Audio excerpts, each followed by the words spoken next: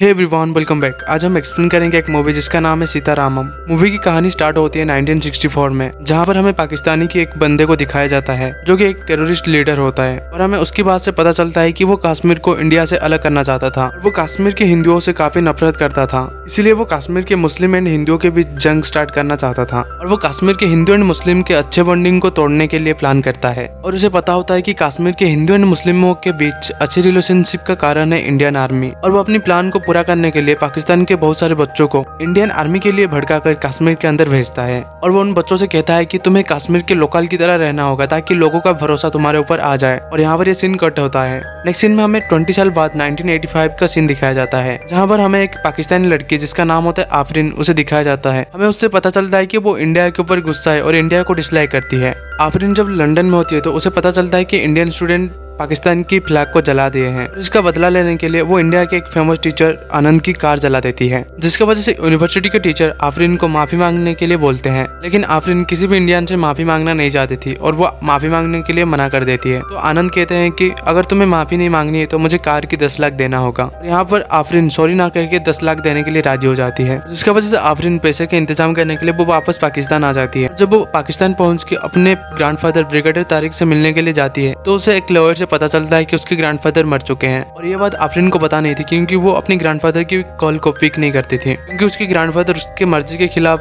London भेज दिए थे पढ़ने के लिए। वहां पर वो लॉयर कहते हैं कि तुम्हारे ग्रैंडफादर मर चुके हैं और तुम्हारे लिए लेटर छोड़ के गए हैं। और जब वो अपने ग्रैंडफादर की लेटर को पढ़ती है तो उसे पता चलता है कि उसे इंडिया के लेफ्टिनेंट राम की लेटर को सीता महालक्ष्मी के पास पहुंचाना होगा। यहाँ पर आफरीन वो लेटर डिलीवर करने के लिए मना कर देती है, लेकिन लॉयर कहते हैं कि जब तक तुम ये लेटर डिलीवर नहीं करोगे तुम्हें एक भी पैसा नहीं दिया जाएगा, ये तुम्हारे ग्रैंडफादर ने कहे थे। जिसकी वजह से वो ना चाहते हुए भी वो लेटर को डिलीवर करने के लिए इंडिया की ओर आने लगती है और वो इंडिया पहुंचकर सीता को ढूंढने के लिए हैदराबाद पहुंचती है। वहां पर वो अपनी लंदन यूनिवर्सिटी के सीनियर बालाजी से मिलती है। तो बालाजी एंड आफरीन सीता महालक्ष्मी के बारे में ढूंढने लगते हैं तो उन्हें यह पता चलता है कि वो 20 साल पहले हैदराबाद के एक हॉस्टल में रहा करती थी। और इसके बाद आफरीन बालाजी के साथ वही एड्रेस की ओर बढ़ने लगती है। जब वो यूनिवर्सिटी पर पहुंच जाते हैं तो वहां पर वो एक सुब्रमण्यम नामक एक आदमी से मिलते हैं जो कि वहां पर 20 साल से भी ज्यादा वक्त से काम कर रहे थे। वहां पर सुब्रमण्यम बताते हैं कि वो हॉस्टल 20 साल पहले किसी पैलेस हुआ करती थी और वहां पर सीता महालक्ष्मी नाम की कोई भी लड़की नहीं थी और यहाँ पर उन्हें कोई भी क्लू नहीं मिलता, जिसके वजह से वो दोनों थोड़ा परेशान हो जाते हैं और वो समझ नहीं पाते कि वो आखिर किस तरह सीता को ढूंढेगी।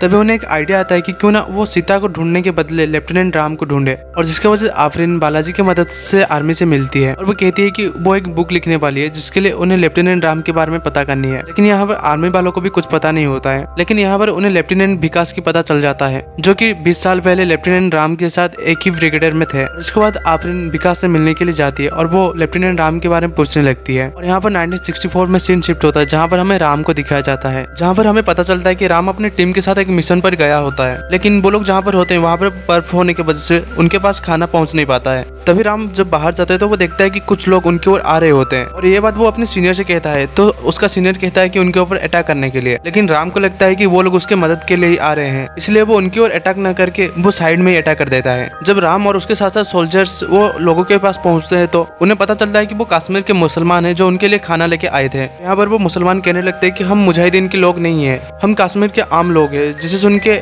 सोल्जर भी माफी मांगते हैं। और इसके बाद एक आदमी की मदद से मेजर सेल्वन को वही मुजाहिदीन के भेजे गए लड़कों के बारे में पता चलता है और वो इसके लिए ऑर्डर देते हैं कि वो लड़कों को पकड़ के मार देने के लिए। और जब वो सोल्जर ढूंढने लगते हैं तो वो लड़के भागने लगते हैं, जिसकी वजह से वो सोल्जर वो लड़कों को गोली मारना स्टार्ट कर देते हैं। और जब वो सारे लड़के मर जाते हैं तो कश्मीर के मुसलमान को लगता है कि वो सब अपने थे और ये इंडियन आर्मी मुसलमान लोगों को मार रहा है। इसकी वजह से मुसलमान भड़क जाते हैं और मुजाहिदीन भी कश्मीर के मुसलमानों को भड़काना स्टार्ट कर देता है। जब ये बात राम को पता चलता है तो वो समझ जाता है कि पाकिस्तान के टेररिस्ट ये चाहते थे कि इंडियन आर्मी वो लड़कों को मार दे, जिसकी वजह से कश्मीर के मुसलमान हमारी तरफ भड़क जाएंगे। और जिसकी वजह से राम अपनी टीम के साथ ये समझाने के लिए वहां पर जाने लगते हैं और राम अपनी टीम की मदद से गांव के हिंदू लोगों को कैसे भी बाहर लेके चले जाते हैं। रात में मुसलमान भी वहां पर दंगा करना स्टार्ट कर देते हैं, जिसकी वजह से वो लोग सारे घरों को जलाना स्टार्ट कर देते हैं। राम वही जानकारी देने वाले आदमी को पकड़ लेता है और वो सारी सच्चाई मुसलमानों के आगे कह देता है, जिसकी वजह से मुसलमान लोग भी समझ जाते हैं। और ये जानने के बाद कश्मीर के मुसलमान माफी मांगते हैं और वो इंडियन आर्मी के साथ मिलके आग बुझाना स्टार्ट कर देते हैं। और जिसके बाद एक खबर पूरे इंडिया में फैलने लगती है। लोग राम एंड उसकी टीम की तारीफ करते हैं और वो सब इंडिया के हीरो बन जाते हैं। और इसके बाद हम देखते हैं कि एक रिपोर्टर जिनका नाम होता है विजय लक्ष्मी, वो राम और उसकी टीम के इंटरव्यू लेने के लिए वहाँ पर पहुंच जाते हैं। यहाँ पर राम की बातों से उनको पता चलता है कि राम एक अनाथ है। राम कहता है कि ऐसा कोई भी नहीं है जो मेरा इंतजार कर रहा है। ये सब सुनने के बाद विजय लक्ष्मी अगले दिन अपने रेडियो के थ्रू पूरे इंडिया को ये सब सुनाती है। और इसके बाद पूरे इंडिया से बहुत सारे लोग राम के लिए प्यार भरी चिट्ठी भेजने लगते हैं। चिट्ठी में राम को कोई अपना बेटा तो कोई अपना भाई बोलता था। इसे पढ़ के राम भी बहुत खुश होने लगता है। अब उसके पास भी एक फैमिली है और वो भी लोगों के लिए भी रिप्लाई लिखना स्टार्ट कर देता है। एक दिन जब वो लेटर पढ़ रहा होता है तो वो एक लेटर को नोटिस करता है। जब वो लेटर खोल के देखता है तो वो लेटर किसी सीता माँ लक्ष्मी से आई होती है और वो लेटर से कह रही होती है कि वो राम को अपनी हस्बैंड मानती है, जिसे देख के राम भी काफी हैरान हो जाता है। वो सोचने लगता है कि आखिर मेरी कब वाइफ बनी। और यहाँ से राम और सीता के बीच लव स्टोरी स्टार्ट हो जाता है। इसके बाद से सीता राम के लिए बहुत सारे लेटर भेजती रहती थी, लेकिन वो लेटर आया कहाँ से है वो एड्रेस नहीं लिखा होता है, जिसकी वजह से राम सीता माँ लक्ष्मण के लिए रिप्लाई तो लिखता है लेकिन वो कभी भेज ही नहीं पाता। सीता अपनी लेटर में लिखी होती है कि कुरुक्षेत्र में रावण संहार, युद्ध के ज्वाला में सीता स्वयंवर। लेकिन ये पढ़ने के बाद राम को कुछ भी समझ नहीं आता। सीता जब एक बार लेटर भेजती है तो वो बताती है कि आज राम मुझे तुम्हारी याद कुछ ज्यादा ही आ गई। और वो लेटर में लिखा होता है कि वो हैदराबाद की एक ऑस्टिन मैजिक शो में प्रेजेंट होने वाली है। वो ट्रेन से हैदराबाद की ओर जाने वाली है और ये सफर काफी लंबा होने वाला है। और उसके बाद राम सीता को ढूंढने के लिए अपने एक साथी लेफ्टिनेंट विकास के साथ दिल्ली के स्टेशन पर पहुंच जाता है। और वो टीसी की मदद से हैदराबाद जाने वाली ट्रेन में सीता को ढूंढने लगता है। और वो ढूंढने के बाद राम को सीता मिल ही जाता है। और राम सीता के आगे कहता है कि कुरुक्षेत्र में रावण संहार, युद्ध की ज्वाला में सीता स्वयंवर। पहले तो सीता राम को देख के काफी हैरान हो गई होती है। और यहाँ पर राम सीता को हर एक रिप्लाई लेटर देता है और इसके साथ साथ वो अपने दोस्त दुर्जय का घर का टेलीफोन लेटर वो लेटर में लिख के दे देता है। जब राम दुर्जय के घर पर पहुंचता है तो उसे पता चलता है कि उसका वो टेलीफोन खराब है, जिसका नंबर राम ने सीता को दिया था। यहाँ पर सीता वो लेटर से एड्रेस पढ़ के दुर्जय के घर पर पहुंच जाती है। वो वहाँ पर राम से मिलती है। वो दोनों एक दूसरे से मिलकर काफी खुश होते हैं और राम चुपके से सीता की फोटो लेने लगता है। और वहाँ पर सीता अपनी एड्रेस ना बता के वहाँ से चली जाती है। और राम न्यूज़पेपर में एक बार पढ़ता है कि हैदराबाद में एक मैजिक शो होने वाली है, तो वो समझ लेता है कि वहाँ पर सीता जरूर आएगी। और राम भी वही मैजिक शो पर पहुंच जाता है। वहाँ पर सीता की दोस्त राम को बताती है कि सीता ने बहुत सारे लेटर लिखे थे, उसमें से कुछ ही लेटर वो तुम्हारे लिए पोस्ट की थी। और इसके बाद से सीता एंड राम एक दूसरे के साथ धीरे धीरे वक्त बिताना स्टार्ट कर देते हैं और उन दोनों के बीच में भी धीरे धीरे अच्छी बॉन्डिंग बनने लगती है। जब सीता एंड राम रास्ते में जा रहे होते हैं तो बारिश हो जाती है और वो दोनों एक घर के अंदर चले जाते हैं। वहाँ पर एक लड़की सीता से पूछती है कि आखिर आप दोनों की लव स्टोरी कैसे स्टार्ट हुई। और यहाँ पर सीता बताती है कि जब राम ने कश्मीर के एक दंगे के दौरान सबको बचाने के लिए गया था, वहाँ पर सीता पहले से ही फंस गई थी। वहाँ पर राम सीता को सभी से बचाता है, लेकिन राम को तो इसके बारे में पता ही नहीं था, क्योंकि वो टाइम पर राम ने सीता की फेस नहीं देखा होता है। लेकिन वो सीता की बातों को सुनने के बाद वो समझ जाता है। वो समझ जाता है कि आखिर इसका क्या मीनिंग था कि कुरुक्षेत्र में रावण की संहार, युद्ध की ज्वाला में सीता स्वयंवर। यहाँ पर राम को धीरे धीरे पता चलता है कि सीता हैदराबाद में प्रिंसेस नूरजहां की पैलेस में रहती है और वो प्रिंसेस को डांस सिखाती है। और जिसकी वजह से राम भी सीता से मिलने के लिए उस पैलेस में काम करने वाले एक आदमी जिनका नाम होता है सुब्रमण्यम, उनके थ्रू सीता से मिलता है। और यहाँ पर सीता राम को देख के पहले तो हैरान हो जाती है। वहाँ पर राम सीता को प्रपोज कर देता है। नेक्स्ट सीन में हमें पता चलता है कि सीता ही प्रिंसेस नूरजहां है। अपनी आइडेंटिटी राम से छुपा के राम से मिलती थी। प्रिंसेस नूरजहां वो मुस्लिम होती और राम हिंदू होता है। और यहाँ पर हमें प्रेजेंट का सीन दिखाया जाता है जहाँ पर आफरीन एंड बालाजी राम के वही दोस्त दुर्जय से मिलने के लिए जाती है। और यहाँ पर दुर्जय उन दोनों को एक फोटो देता है सीता की। और यहाँ पर आफरीन वो फोटो लेके सीता से मिलने के लिए वो पैलेस की ओर जाने लगती है, लेकिन वहाँ पर सीता नहीं होती है। लेकिन वहाँ पर उन्हें सीता की एक दोस्त मिल जाती है जो कि उन्हें आगे की कहानी बताती है। वो कहती है कि सीता को डर लगता था कि अगर वो सच बता देगी तो कहीं राम उससे दूर ना चला जाए। सीता और राम एक दूसरे के साथ बहुत ज्यादा वक्त बिताने लगते हैं। लेकिन एक दिन प्रिंसेस नूरजहां और उसके भाई को पता चलता है कि उनके फैमिली बिजनेस ओमान सुल्तान ने कैप्चर कर लिया है। अपने फैमिली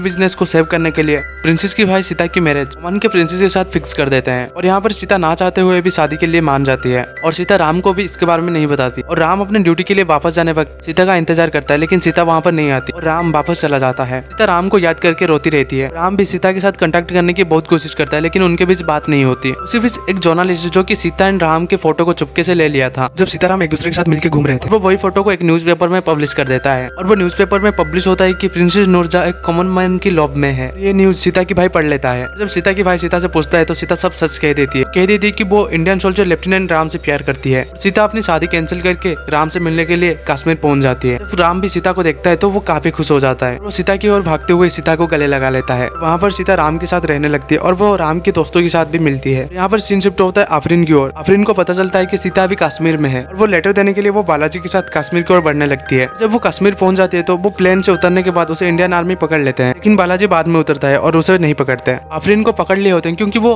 पाकिस्तान से आके राम की तलाश कर रही होती है। तभी वहाँ पर ब्रिगेडियर विष्णु आफरीन के आगे आते हैं और वो आगे ही कहानी बताते हैं। कहता है कि एक दिन राम सीता को लेकर डिनर के लिए गया होता है और वहाँ पर वो विष्णु के साथ मिलता है। विष्णु अपने फैमिली के साथ वहाँ पर बैठा होता है। जब वो लोग सब मिलकर डिनर कर रहे होते हैं तभी वहाँ पर एक लड़का पहुंच जाता है और वो लड़का ब्रिगेडियर विष्णु की ओर गन पॉइंट कर लेता है। विष्णु एंड राम मिलकर वो लड़के को पकड़ लेते हैं। तब वो दोनों चालाकी से वो लड़के से मुजाहिदीन के बारे में पता कर लेते हैं। यहाँ पर वो लड़का कहता है कि मुजाहिदीन के पास उसकी छोटी बहन है, इसका नाम होता है वहीदा। ये सब वो मुजाहिदीन की वजह से ही कर रहा है और यहाँ पर राम वादा करता है कि वो उसकी बहन को वापस लेके आएगा। मुजाहिदीन की पता चल जाने के बाद इंडियन आर्मी के बड़े बड़े ऑफिसर और राम और विष्णु एक सीक्रेट मिशन की प्लान करते हैं। राम सीता को अपनी सीक्रेट मिशन के बारे में बताता है और वो कहता है कि वो जल्दी वापस आ जाएगा और वो दोनों एक दूसरे को रोते हुए अलविदा करते हैं। और इसके बाद राम अपने टीम के साथ मुजाहिदीन की लोकेशन पर पहुंच जाता है। वहाँ पर वो पहुंच के मुजाहिदीन को और उसके लोगों को मारना स्टार्ट कर देते हैं। दूसरी तरफ पाकिस्तान आर्मी जब देखता है कि दूर में आग जल रहा है, तो ये नोटिस करने के बाद ब्रिगेडियर अबू तारिक अपने टीम के साथ उसी मुजाहिदीन की लोकेशन की ओर बढ़ने लगते हैं। मिशन सक्सेसफुल होने के बाद अपने टीम के साथ राम वहाँ से निकलने ही वाला होता है कि वहाँ पर राम अंदर से एक बच्चा का रोता हुआ आवाज सुनता है। राम समझ जाता है कि ये वही बच्ची है वहीदा और वो आग के बीच वही लड़की को बचाने के लिए जाता है। जब राम उस लड़की को बचा के बाहर लेके आता है, वहाँ पर वही पाकिस्तान के आर्मी के ब्रिगेडियर अबू तारिक पहुंच जाते हैं और वो विष्णु एंड राम को पकड़ लेते हैं। लेकिन वहाँ से दूसरे इंडियन आर्मी को जाना ही पड़ता है। राम भी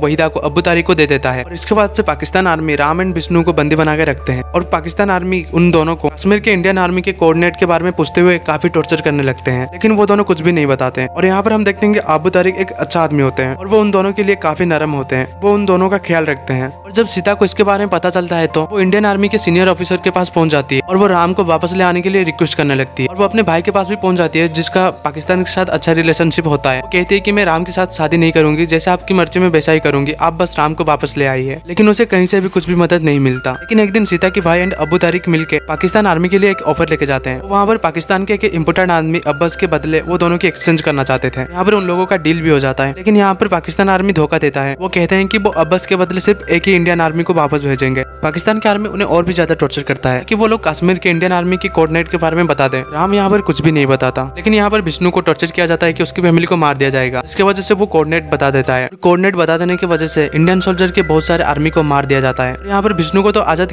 कर दिया जाता है, लेकिन लेफ्टिनेंट राम फंस जाते हैं और उन्हें देशद्रोही मान लिया जाता है। और सबको लगता है कि लेफ्टिनेंट राम ने ही कोऑर्डिनेट लीक किया था। इसकी वजह से लेफ्टिनेंट राम की डिटेल के बारे में इंडियन आर्मी हटा देते हैं और राम को एक देशद्रोही अनाउंस कर दिया जाता है। लेकिन वहाँ पर राम सीता के नाम पर लेटर लिख के वो अबू तारिक को दे देता है। वो सीता तक ये लेटर पहुंचाने के लिए बोल देता है। यहाँ पर सीन शिफ्ट होता है प्रेजेंट पर। यहाँ पर विष्णु से पता चलता है कि आफरीन को वो छोटी लड़की और कोई नहीं है, वो आफरीन ही थी जिसका नाम बचपन में वहीदा होती है। और ये जानने के बाद तो आफरीन काफी ज्यादा शौक में होती है। नेक्स्ट सीन में हम देखते हैं कि बालाजी जो कि सीता को ढूंढ रहा होता है, जब वो लोगों से पूछने लगता है कि यहाँ पर प्रिंसेस नूरजहां कौन है, तो लोगों को नहीं पता होता। लेकिन जब वो पूछता है कि सीता माँ लक्ष्मी कहाँ रहती, तो लोग सीता माँ लक्ष्मी की एड्रेस को बालाजी को दिखा देते हैं। यहाँ पर बालाजी सीता माँ लक्ष्मी के पास पहुंचता है और वो कहता है कि सीता माँ लक्ष्मी आपके लिए राम की लेटर। जब सीता राम की लेटर निकाल के पढ़ती है तो राम लिखा होता है कि ये लेटर तुम्हारे पास पहुंचने में शायद थोड़ा वक्त लग जाएगा और तुम शायद मुझसे नाराज भी होगी, लेकिन मैं तुम्हारी नाराजगी भी नहीं देख सकता। और वो लेटर में वो सीता को लिखा होता है कि वो देशद्रोही नहीं है। और वो लेटर के साथ वही न्यूज़पेपर की एक क्लिप होती है जिसमें छापा होता है कि एक रिपोर्टर ने प्रिंसेस नूरजहां एक कॉमन मैन से प्यार करती है, जिससे सीता को समझ आ जाता है कि राम को पहले से ही पता था कि सीता ही प्रिंसेस नूरजहां है। और आखिर में सीता को पता चलता है कि ये लेटर लिखने के बाद राम को फांसी दे दिया गया था। वो अपनी लेटर को सीने में लगा के रोने लगती है। नेक्स्ट सीन में हम देखते हैं कि ब्रिगेडियर विष्णु जो कि राम की मौत के लिए खुद को जिम्मेदार मान के सुसाइड कर लेता है। और इसके बाद सीता से मिलने के लिए आफरीन पहुंच जाती है और आफरीन सीता से मिलकर सीता को गले लगा लेती है। आफरीन बताती है कि यहाँ आने से पहले मुझे किसी ने माफी मांगने के लिए बोला था, लेकिन मैं गुस्सा हो गई थी। अगर मैं आज माफी नहीं मांगूंगी तो मैं खुद को ही माफ नहीं कर पाऊंगी। और तभी सीता कहती है लेटर ले आने के लिए तुम्हारा शुक्रिया। आफरीन पूछती है क्या राम जिंदा है, और सीता माँ लक्ष्मी कहती है कि नहीं। और इसके बाद सीता एंड आफरीन मिलकर राम की इनोसेंस के बारे में प्रूव करते हैं और वो राम की वो खोई हुई हॉनर को वापस लाते हैं। और यहाँ पर हमें आखिर में बताया जाता है कि आफरीन ने सिर्फ आनंद मेहता से सॉरी नहीं कही थी, बल्कि वो पाकिस्तान से 18 इंडियन आर्मी को भी वापस छुड़ाई थी। और यहाँ पर ये मूवी एंड हो जाती है।